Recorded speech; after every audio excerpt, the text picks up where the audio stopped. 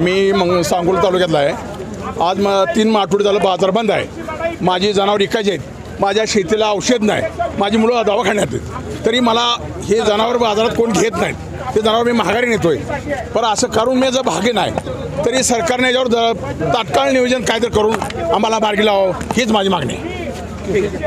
आमची मागणी आहे शेतकऱ्यांकडे जे भाकड जनावर आहेत, जे दूध देत नाहीत, त्यांचा सध्या शेतकऱ्यांना काही फायदा नाही, त्या जनावरांना सांभाळावं लागतंय। आज जर्सी गायचे जे खोंड असते, वासरू असते, त्याला सांभाळणं म्हणजे तो काही शेतीत काम करू शकत नाही बैल होऊन, त्यामुळं अशी जनावरं शेतकरी विकत असतो।